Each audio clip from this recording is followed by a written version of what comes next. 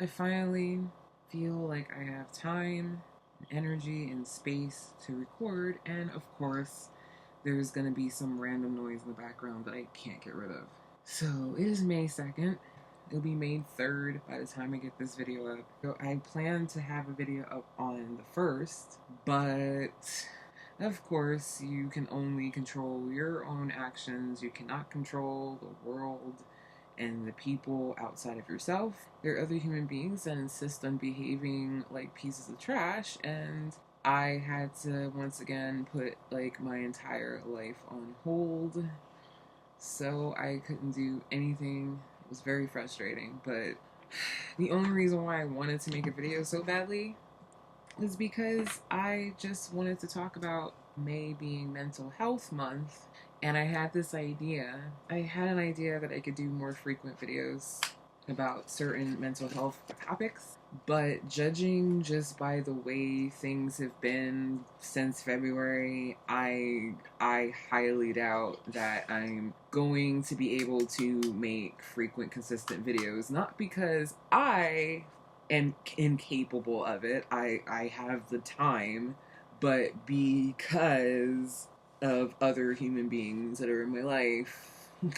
I sound like such a whiny bitch, but right now, I mean, there's not much I can currently do this very minute about the situation I'm in. I have my OtterBox finally. It came, I think it came in like the day after I talked about it. It was like a 2-day shipping, so you got that, and then you got, it is already that dirty, jeez. And then, and that, and then that goes in that. And then you got your holster. You could also put it on the other way. You can put it on like that if you want to, but. So, very happy with my OtterBox. I think there's some writing classes that are going to happen in the next couple weeks at the library, and apparently I'm going to be speaking at one. June 6th, I'm going to be speaking. I have no idea what I'm supposed to be talking about. I guess I'm going to bring some poetry samples. I guess. I don't know. I'll figure it out. I have a month to figure it out. But I'll be one of the guest speakers, apparently. One thing I wanted to mention, I'm a little frustrated. On Friday, which was, what, the 28th or something, I got a phone call, and it was a restricted number. But a lot of times I will usually pick up restricted numbers because I found that a lot of VA calls are restricted. And I picked up, and apparently it was from the VA. And they asked to make an appointment to go to the VA hospital for a reevaluation. I'm like, what?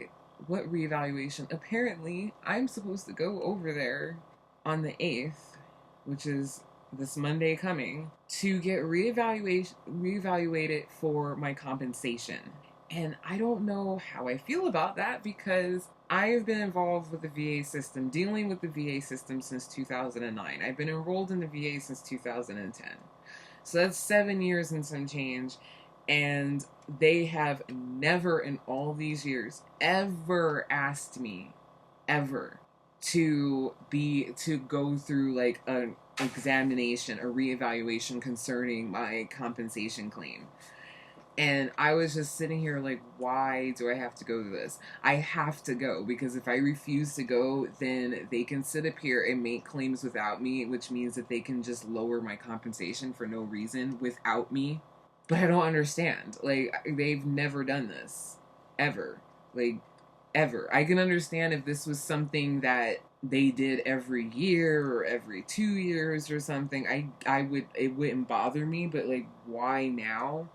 I set up the appointment on Friday, and on Monday, I got a letter from the VA saying, you're going to be getting a call to come in for this evaluation. So I guess, like, the VA was quicker with the phone call than sending out the letter. But I'm still sitting here like, why? It's from the migraines, which I'm just like, like, what you gotta understand is how little respect. I do not have a lot of respect or trust for the VA. because in many ways, I don't feel that they're much better in their actions than the Department of Defense. I feel like if they were on the up and up, then they would have stood up for all the veterans that were screwed over by the DoD and been like, yeah, we're sorry they did that.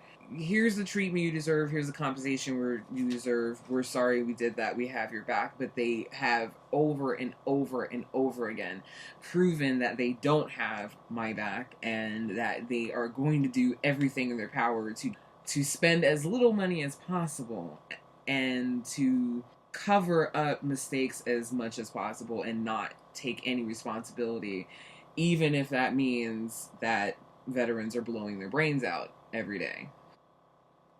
It's really sad that I distrust the VA that much. I happened to bump into a veteran at Walmart yesterday, which was a day from hell. But I told them that I got this random phone call, and this was before I got home and saw the letter. And he was like, oh, he's like, be careful. He's like, what is this for? You need to ask him. Like, he was just as like spooked out and distrustful as I am. And this is a veteran that was a lot older than I am. I'm grateful and happy for veterans that have had good experiences with the VA. There is a reason why there are so many veterans that distrust the VA, and that is because the VA has given us reason to not trust them, especially depending on how you were discharged. If you were discharged in a really crappy and messed up and controversial and corrupt manner, such as, the way I was, and the VA sits up here and lies, and the VA just continues to hold up to what the DoD does instead of helping the veterans knowing the truth. I mean, look at what the government has done just to save money, just because they were too lazy to do investigations, just because they didn't want to have paperwork. So how can I trust that this appointment is going to go well? If they were willing to cover up constant reports of rape, sexual harassment, if they were willing to misdiagnose tons and tons of veterans, and by the way, the Navy apparently was the biggest offender, if they're willing to do all that, and the VA is still willing to deny claims of PTSD, more than likely because of money, you really think that I'm going to be positive about this appointment this coming Monday? Like, oh no, it's just a regular... No, in my head, I'm like, nope, they're going to try to find a way to say that my migraines aren't as bad, and they're going to take that money away from me. And the thing is, my overall disability rating is 50% right now. So it's 40% for bipolar disorder and 20% for migraines. And yes, I said that correctly. 40% for bipolar disorder, 20% for migraines equals 50% overall rating. So if they lower my rating to 10%, I'm not going to get any compensation for migraines. I'm not going to get anything. If they lower it, I'm not going to get anything. I'm going to go back to paying co-pays for my medication. I'm just going to be totally screwed.